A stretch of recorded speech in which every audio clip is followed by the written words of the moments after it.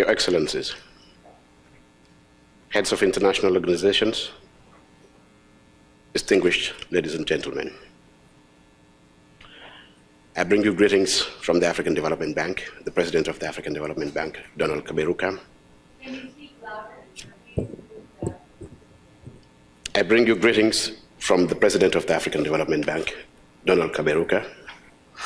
I bring you greetings from the Vice President responsible for sector operations, including agriculture, governance, human development, Ali Abu Saba, who very much wished to be here, but can't be here. I will deliver my remarks on his behalf. In June this year, President Macky Sall of Senegal hosted the Dakar Financing Summit on financing infrastructure in Africa.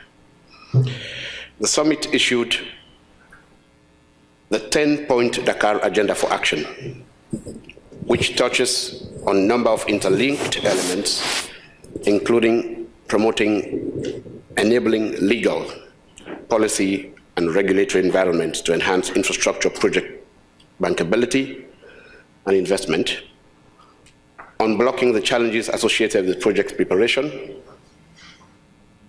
de-risking mechanisms for project financing for transport and energy development, and the expansion of regional ports to promote trade competitiveness. Now, this is a wake-up call for all of us. We are gathered here again today to revitalize the dialogue on Africa's infrastructure and agriculture challenges and catalyze an expanded coalition of public and private partners to tap into the power of public-private partnerships to accelerate Africa's infrastructure investments for even greater agriculture and agribusiness growth. The theme of today's event of empowering Africa's future, building infrastructure and agribusiness through PPPs, is compelling and revealing, and the African Development Bank aligns itself with this theme. It is widely acknowledged that scaling up financing from the traditional sources of taxes, government borrowing, and aid will not adequately address Africa's infrastructure gap.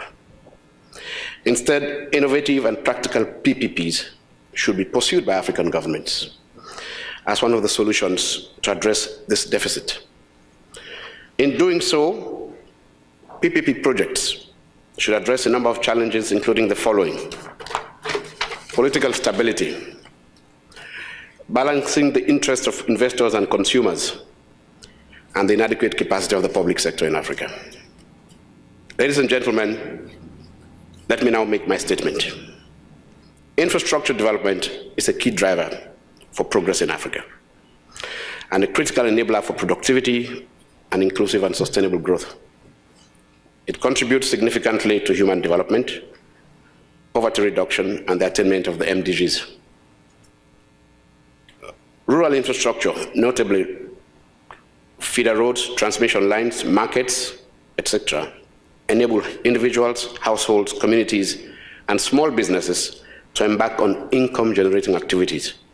The use of renewable energy or environment-friendly sources of energy, including solar, wind, geothermal, and hydropower, with all of which Africa is well endowed, could contribute to making growth sustainable in the continent.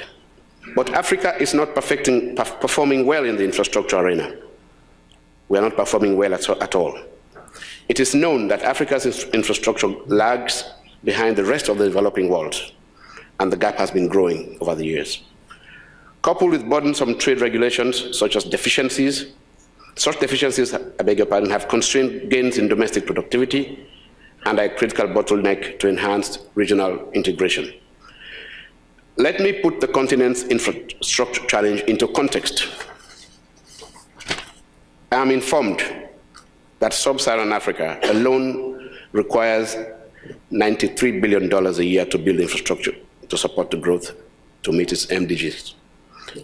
2/3 of that sum is for investments in new physical infrastructure, the remaining third for operations and maintenance of existing assets. Ladies and gentlemen, about 34% of Africa's rural population lives within 2 kilometers of rural roads, compared to East Asia and the Pacific at 90%. An estimated 75% of Africa's farmers are located over 4 hours from the nearest market by motorized transport, compared to 45% in Asia.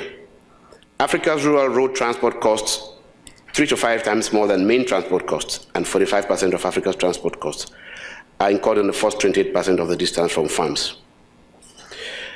The story is more or less the same for power generation and fixed line and mobile density in Africa.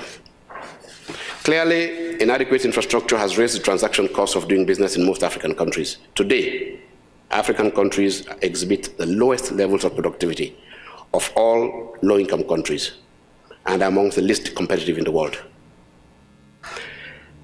As most of the population in sub-Saharan Africa comprises farmers, the most isolated rural areas are able to realize only a fraction of their potential. High transport costs reduce agricultural profits, thereby discouraging production. Due largely to Africa's pronounced infrastructure problem and inefficient farming techniques, food production, supply, and consumption systems are not functioning optimally. Food losses in sub-Saharan Africa alone average 30% and over $4 billion in value per year. Ladies and gentlemen, the investments needed to tackle Africa's huge infrastructure gap are so high that traditional sources of finance will not be sufficient. The time has come for innovative and long-term solutions to mobilize additional resources for Africa.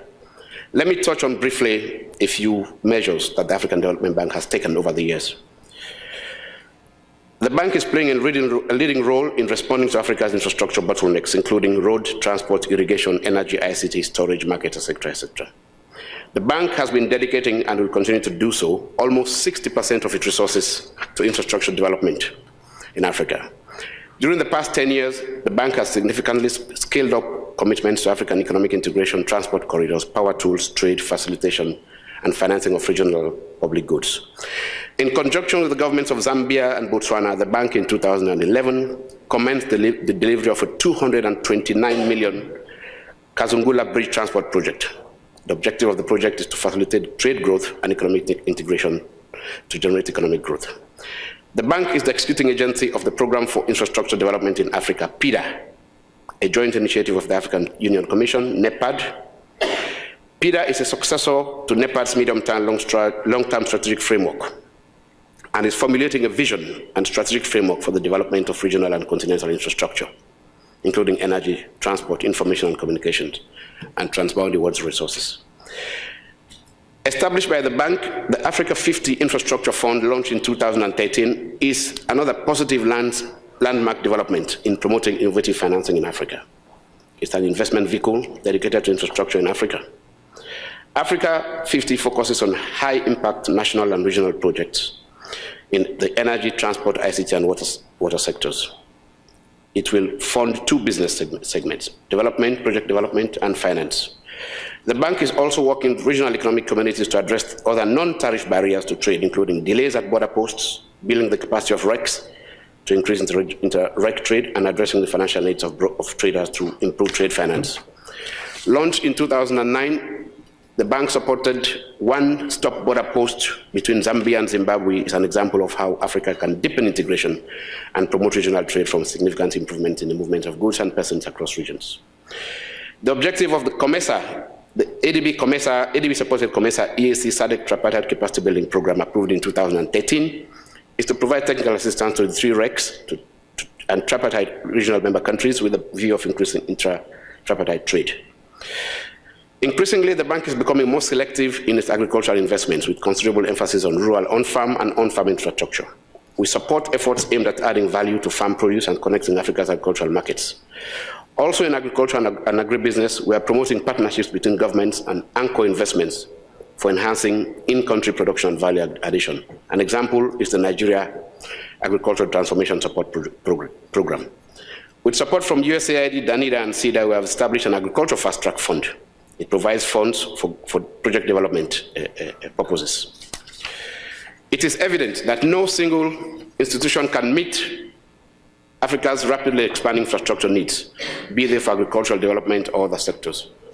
Again, to quote President Macky Sall of Senegal, Africa needs to first rely on internal investment if it is to achieve the infrastructure development it urgently needs.